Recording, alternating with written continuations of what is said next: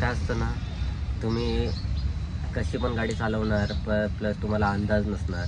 कारण परवा जशी गोष्ट झाली आहे की इकडे वसईच्या पुढे जुचंद्रच्या इकडे ही गाडी पलटी झाली. आमच्याच एरियातली गाडी पलटी झाली. नवीन होता, एकदम नवीन गाडी आणि नवीन ड्रायव्हर. कसा पण चालवत होता असेल, आपल्याला एवढी आयडिया नाही, पण त्याची गाडी पलटी झाली. ती गाडी इन्शुरन्समध्ये बनून जाईल मित्रांनो. त्याला इन्शुरन्स असतं तर बनून जाईल, पण तुम्हाला लागलं तर काय कसं करणार? पण गाडीचा हप्ता तर तुम्हाला 9,000 भरायचाच आहे मित्रांनो. तर तुम्ही कसं करणार? बरोबर आहे ना. त्याच्यामुळे गाडी जोपर्यंत आपला अंदाज नाही तोपर्यंत सावकाश चला मित्रांनो. तर मित्रांनो, अशी गाडी पलटी झाली तर तुम्ही काय करणार?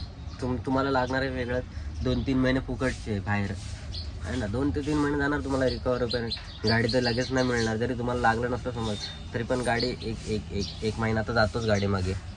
कुठला पण इन्शुरन्स कंपनीवाला असू दे 20-30 दिवस तर घेणारच.